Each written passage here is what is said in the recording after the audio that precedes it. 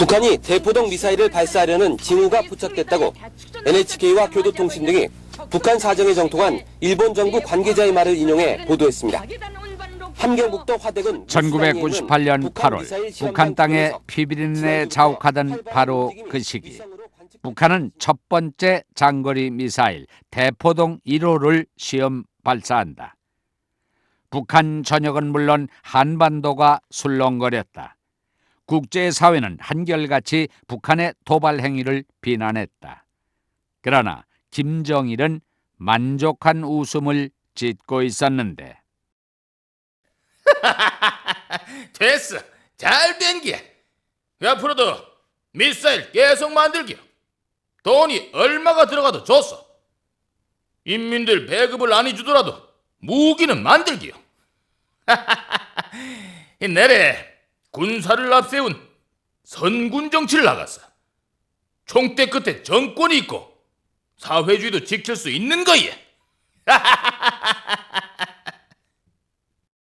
선군 정치는 북한에서 97년도경에 95년도 김정일이가 95년 1월 1일 그 다박설 쳐서 여성 고사포 부대를 방문했었는데 그것을 기점으로 시작됐다 이렇게 선전하고 있습니다. 그러나 선군 정치 본질은 뭐냐면 계엄 통치예요. 김일성 사후에 북한 내부 결속을 위해서는 강력한 군사 정치가 필요한데 이것을 그렇다고 해서 주민들에게 정권 불안을 심어주면서까지 계엄 통치라고 할 수는 없는 겁니다. 그래서 이것을 선군 정치라고 타이틀을 달았던 거예요. 그래서 이 선군 정치로 군을 앞세운 정치로 결국은 북한을 그 정권을 유지해 나가겠다. 이것이 김정일의 의도인데 오히려 이 선군 정치로 인해서 그나마 남아있던 북한 내부의 그런 경제 질서나 그리고 고정적인 그런 국가관념 속에서 이루어지던 그런 모든 행정일들이 뒤죽박죽이 돼버린 거예요. 북한노동당 통일전선부 101 연락소에서 근무했던 장진성 씨의 말처럼 김정일이 군대를 앞세운 선군 정치를 하겠다고 공포한 것이다. 앞에서 확인하신 것처럼 김정일은 90년대 중후반 경제난과 식량난을 해결하면서 동시에 독재를 유지하기 위해 유훈 통치와 고난의 행군이라는 슬로건을 내세웠다. 하지만 그 어떤 정책도 먹혀들지 않았다. 굶어 죽는 사태가 좀처럼 사그라지지 않았던 것이다. 인민들의 불안은 깊어졌고 과거처럼 당의 통제가 먹혀들지 않았다. 그러자 김정일 극단의 조치를 세우는데 북한에서 외화벌이 일꾼으로 활약했던 김대성 씨의 증언. 그때는 이제 사상이 안 먹힌 거예요. 이제 간부들도 이제 다 먹고 사는 데가 막 급급하고 모든 사람이 이제 먹고 사는 데만. 그래서 김정일이 이제 너무나 위기를 느끼니까 그때 이제 시작한 게 선군 정치. 왜냐면 군대도 제대로 못 먹이니까 막 군대들도 영양실조 나오고 하니까 이거 제대로 상황을 통제 못하면 군인들이 막 반란 일으킬 수도 있으니까 그때 이제 처음으로 딱 사람들이 의식이 많이 깨기 시작했죠. 저도 이제 그때 그걸 느끼면서 이 북한 사회 이제는 더 이상 희망이 없구나. 그걸 느꼈고 제 친구들 이제 만나서 얘기하면 김정일이가 이제 군부대 현지지도 선군정치 시작하고 막 뻔질나게 군부대 다니니까 저 새끼 저 뭐야 군대에서 반란 일어날까봐 먹이지 못하니까 반란 일어날까봐 수습하기 위해서 다닌다고. 김정일이 군대를 앞세우기 시작한 것이다. 김정일은 1997년 10월 추대 형식으로 당 총비서가 될 때까지 최고사령부의 명의로 북한을 통치했다. 사실상 계엄을 선포한 것이나 마찬가지. 군인들을 앞세워 북한 전역을 계엄 상태로 몰고 간 김정일은 인민들에게 뭔가 보여주고 싶어 했다. 그래서 조선인민군 최고사령관이신 우리 당과 우리 인민의 위대한 용도자 김종일 동지께서는 오중업 7년대 칭호를 수여받은 조선인민군 건의 서울 유경수 제105 탱크사단의 군사훈련을 보셨습니다. 김정일이 인민군대를 찾기 시작한 것. 북한 당국의 발표를 보면 1995년 1월부터 김정일이 인민군대를 찾은 거리가 14만 여리에 달했다고 선전했다. 그만큼 이 시기 김정일은 군대에 공을 들인다. 그런데 정말 김정일이 인민들을 생각했더라면 앞에서 살펴본 것처럼 억울한 사람을 총살하거나 군대를 앞세워 공포로 몰아넣어서는 안 되는 일이었다. 거덜난 경제를 수습하고 화급한 식량난을 해결하기 위해선 군사 우선주의 노선을 버리고 중국식 개혁 개방으로 방향을 트는 것이 유일한 생존의 길이다. 하지만 김정일은 정반대 방향으로 나간다. 개혁 개방? 그 웃기는 소리 하지 말게요. 나라의 문은 죄다 꼭꼭 걸어 잠그고 인민군대를 앞으로 내세우겠소. 내래 앞으로 군사 우선주의 노선을 펼 거야요. 김일성이 사망한 후 김정일이 선군 정치를 들고 나온 것은 분명 목적이 있으리라. 어떤 이유가 있었을까? 북한 평양방어사령부 정치부 조직지도원 상좌를 지낸 심주일 씨는 김정일이 선군 정치를 내세운 의도를 이렇게 설명한다. 김정일에서는 선군 정치를 내세우면서 자 군대를 그만큼 신임하는 거로 되고, 그러니 군대는 뭐 완전히 사기충천한 거지. 그다음에 군대와 같은 삶과 군대와 같은 규율과 군대와 같은 군풍을 온 사회도 다 적용하는 거야. 그러니까 뭐 전 당과 전 인민이 하나와 같이 움직이고 결속하고 하는데 그 이상 없는 거지.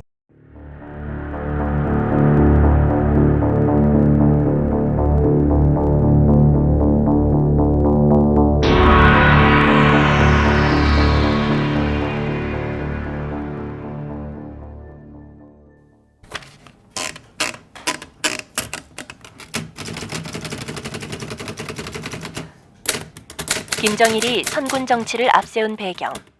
1. 군을 앞세워 체제 내부 단속을 강화하기 위해서. 2. 한반도 주변의 긴장을 고조시켜 미국이나 일본, 한국이 도와주지 않으면 언제든지 전쟁할 수밖에 없다는 식의 협박을 하기 위해. 3. 가능성은 낮으나 군대의 동요에 따른 체제 도전을 사전에 방지하기 위해. 4. 민심의 동요를 막기 위해 인민들을 군대식으로 통제하기 위해서. 군대라는 곳의 특징은 최고사령관의 명령을 무조건 복종하는 것이다. 김정일은 전 사회가 군대식으로 무조건 복종하고 움직여야 한다는 의도로 선군 정치를 내세웠던 것이다.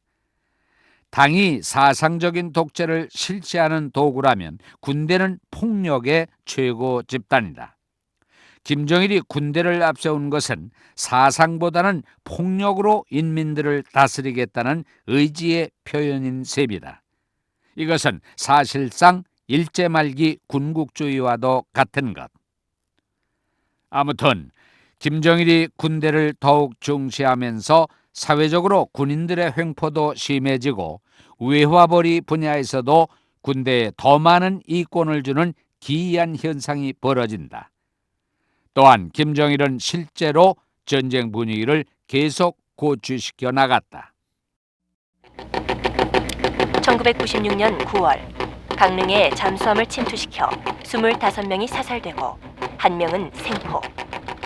97년 초 어려운 경제 사정에도 불구하고 막대한 유류가 소모되는 기계화 군단의 기동 훈련을 실시. 97년 4월 25일 조선인민군 창건 65주년을 기념하는 대규모 군사 열병식을 실시하면서 미국 CNN 방송팀을 불러들여 북한군의 무력 과시. 이 자리에서 총참모장 김영춘은 미국 방송팀에게 큰 소리로 위협한다. 만약 적들이 끝까지 전쟁의 불을 지핀다면 미제 침략군부터 섬멸하고 남조선과 그 추종자들을 쓸어버릴 것입니다. 김정일의 선군 정치는 97년 4월 25일을 전후하여 최고조에 달하는데 거의 매일 전투 준비 완료를 호언장담하기 시작한다. 전투 준비는 모두 완료됐어. 인민군 병사들은 잘 듣기요. 최상의 인민군 군인 정신이 뭔지 아시오? 정폭탄, 자폭 정신이야요. 오늘부터는 자폭부대 쟁취운동을 시작하기요. 자폭부대 쟁취운동이라니. 그 시간 김정일은 군부대를 갈 것이 아니라 산업시설을 둘러봐야 했고 인민군을 찾아가기에 앞서 굶어 죽어가는 인민들을 살려야 했다. 그러나 김정일은 아무것도, 경제와 관련해서는 아무것도 하지 않았다. 통일연구원 박형중 연구위원은 김일성이 사망한 후 1995년에서 97년까지는 사실상 경제정책이 없었다고 강조한다. 그 당시에 이 경제난 때문에 일반 인민들도 굉장한 피해를 받지만은 북한 군대가 붕괴하는 현상들이 나타납니다. 그러면서 이제 선군 정치의 주요한 내용이라고 하는 거가 사실상 보면 내용적으로 보면은 군대가 경제를 장악하는 거를 허용한 겁니다. 그 당시 67년, 96년, 97년에 보면은 주요한 그 기관들, 경제기관들 그리고 주요한 협동농장들을 군부가 직접 담당하면서 관리하는 현상들이 나타나고 그리고 이 90년대 중반에 보면은 군부에게 굉장히 큰 대규모의 무역권을 허용합니다. 이른바 그 와크라고 하는 거죠. 군부에게 대량적으로 와크가 배당이 되는 겁니다. 배당이 되는 거고 이 90년대 후반에 이러한 그 현상들 때문에 군부가 북한 경제에서 중요한 어떻게 보면 가장 중요한 세력으로 등장하게 된 가장 중요한 원인이 되는 거죠. 김정일은 그 어떤 경제정책도 내놓지 못했다. 대신 인민군대의 패만 불렸다. 물론 이렇게 배분된 국가의 자원이 일반 인민군 하전사들을 먹이는 데 썼다면 그나마 괜찮지만 주로 인민군 고위 간부들이 자신의 개인 재산으로 빼돌리고 만다. 그러니 국가 경제에도 보탬이 되지 않았다. 경제에서 가장 심각한 악순환의 고리가 이어진 것이다. 통일연구원 박형중 연구위원.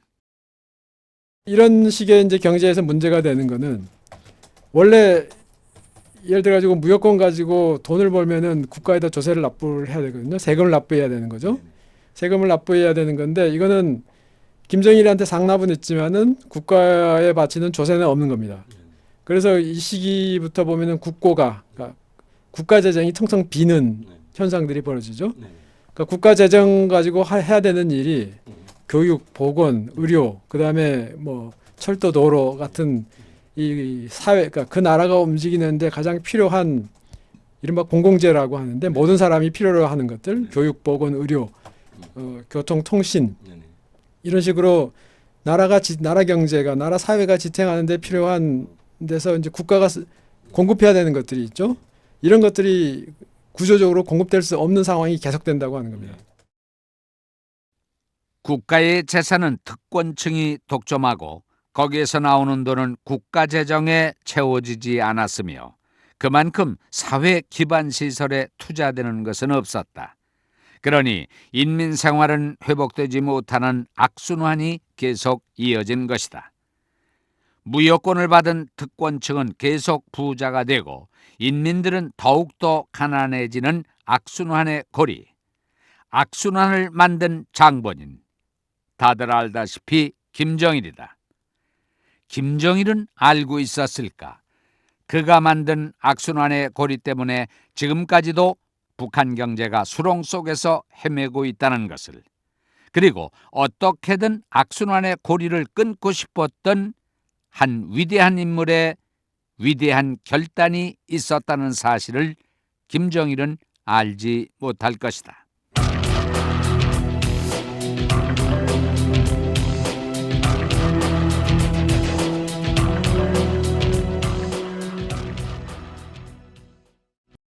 아내와 손자들을 안고 입가에 미소를 가득 머금은 황장엽 씨. 황 씨와 북녘의 가족들의 마지막 사진입니다. 황 씨는 가족들에게 오늘로 내가 죽었다고 생각해달라는 편지를 남긴 뒤 97년 망명했습니다. 황장엽 조선노동당 비서가 한국으로 망명한 것이다. 전 세계 언론이 빠르게 이 소식을 알렸고 황장엽이 어떤 인물인지 아는 사람들은 더 크게 놀랐다. 황장엽, 1923년 평안남도 강동군에서 출생. 1941년 평양상업학교를 졸업하고 같은 해 일본중앙대학교 법학과 입학. 1946년 노동당 입당. 1949년에 소련 모스크바 국립대학 철학연구원으로 유학. 1954년부터 김일성 종합대학 철학강좌장으로 교수 생활 시작. 1958년부터 김일성의 이론 서기로 중앙당에 첫발 디뎌 1965년부터 14년간 김일성 종합대학 총장, 1972년부터 11년간 최고인민회의 의장으로 활동, 1997년 한국으로 오기 전까지 조선노동당 중앙위원회 국제담당 비서 역임. 황장엽 비서의 망명에 세계인이 놀란 것은 그가 북한의 통치 이데올로기인 주체사상을 만든 창시자였기 때문이다. 황장엽 비서가 한국에서 생활하는 동안 함께했던 자유북한방송 김성민 대표는 황장엽 선생의 망명을 이렇게 평가하고 있다. 황장엽 선생의 그 의미는 뭐니 해도 탈북이라는 데 있어요. 사회 세상을 만드는 데 큰 적적을 남기셨고, 북한의 국제비서는 대단한 사람이죠, 사실.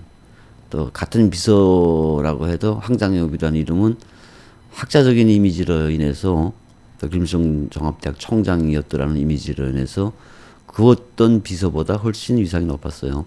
그런 분이 체제를 버리고 남으로 왔다. 자유민주주의 체제로 왔다. 이건 그 탈북에만 큰 의미가 있다고 봐요. 남과 북 혹은 국제사회에서의 황 선생이 적적은 내가 그 주체사상을 버리고 대한민국으로 왔다.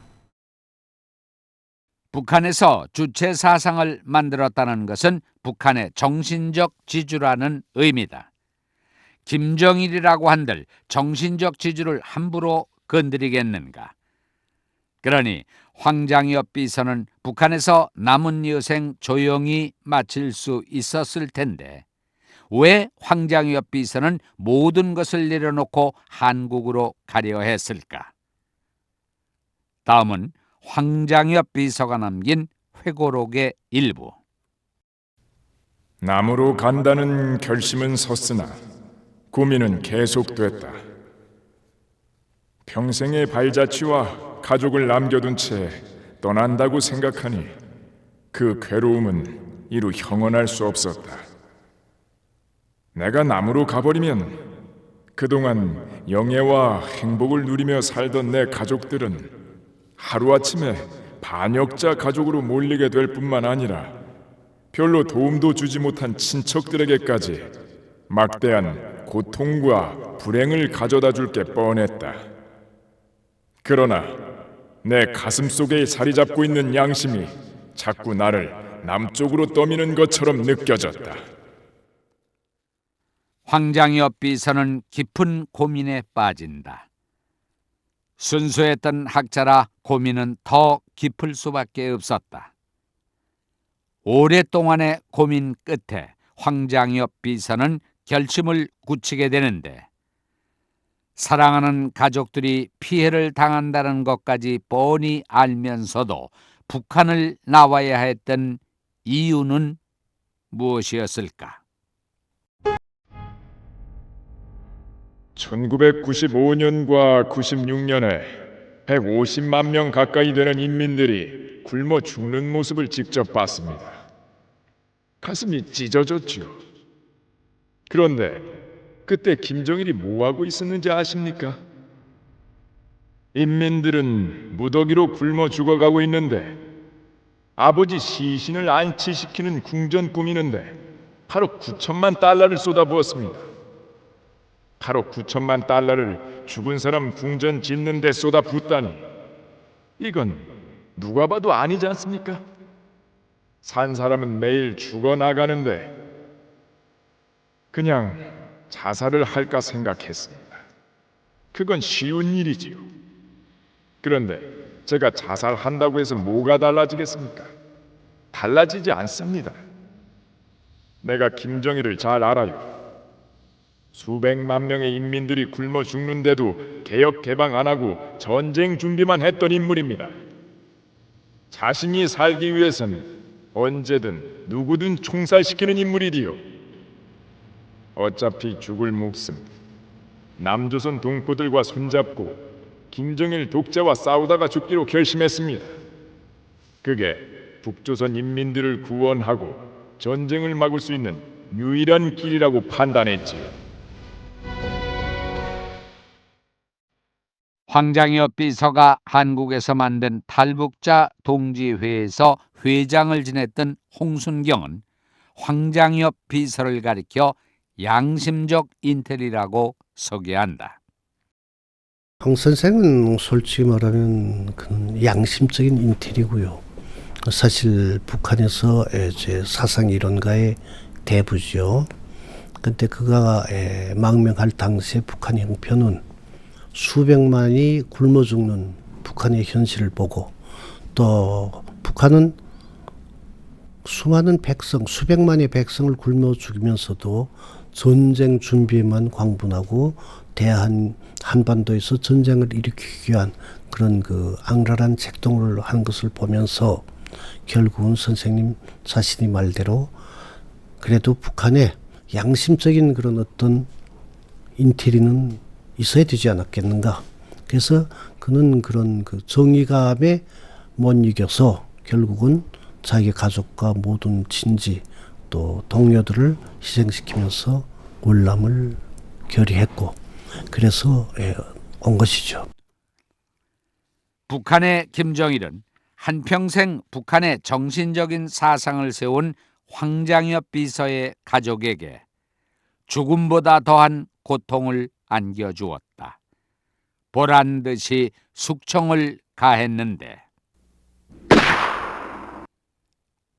황장엽 비서의 아내는 정치범 수용소로 끌려가기 전 권총으로 자살했고 그의 영특했던 딸은 수용소로 끌려가는 차에서 뛰어내려 자살한 것으로 전해지고 있다. 그리고 황장엽 비서의 가족들은 모두 정치범 수용소로 끌려갔고 8촌까지 숙청당했다. 또 그의 제자들, 동료들도 모두 숙청당하고 만다. 황장엽 비서는 40년간 북한의 사상관리 사업을 해왔고 정치적 야심이 없는 학자로서 지식인들의 존경을 받아왔던 인물. 김정일은 그의 영향력을 우려해 황장엽 비서의 여독을 없애겠다며 무자비한 숙청을 단행했던 것이다. 황장엽 비서는 한국에 온 후 13년간 쉬지 않고 책을 썼고 북한의 실체와 김정일의 본질을 알려나갔다. 후대들을 교육했으며 탈북인들을 사상적으로 단결시키는 데 주력했다. 황장엽 비서는 북한에서 발표할 수 없었던 인간 중심 철학을 발표하면서 동시에 북한의 지도 사상인 김일성주의가 철학적 체계도 없고 봉건주의와 막스주의의 오류를 결합시킨 낡은 사상이라는 것을 알렸다. 반만년 유구한 역사를 가지고 있는 우리 민족은 벌써 반세기 이상이나 분열의 고통을 겪고 있습니다. 이 같은 상황에서 나의 삶의 터전이었던 북조선을 많은 모순과 문제점을 안고 있으며 이미 희망을 잃은 지 오래되었습니다. 올바른 생각을 가진 자는 그것을 표현할 길이 없으며 오히려 견제와 감시 속에 제대로 숨조차 쉴 수 없는 지경이 이르렀습니다. 김정일은 황장엽 비서의 활동이 부담스러워 공작원들을 파견 암살 시도까지 했다. 그런 위협 속에서도 황장엽 비서는 흔들리지 않았다. 병들어 죽는 것보다 싸우다 싸움터에서 죽는다면 영광이지요.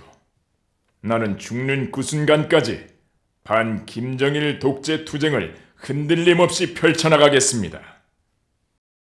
그런데 평소에는 그렇게 꼿꼿하게 말하던 황장엽 비서도 어린 아이들 앞에서는 눈물을 보이곤 했다.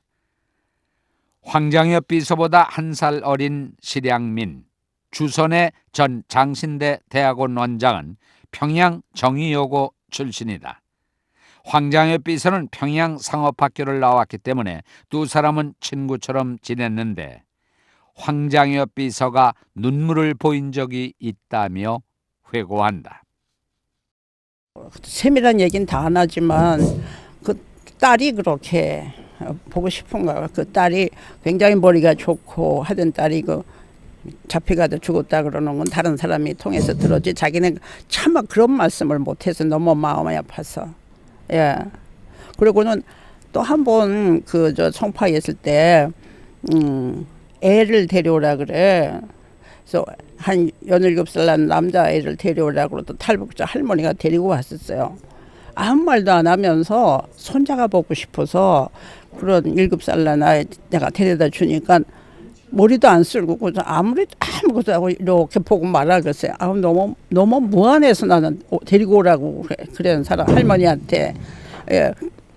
막상 만나니까 이렇게 마음이 아파서 그걸 참지 못해서 그랬나 보다 생각하고 뭐 여러 가지 이제 상황들이 있었지.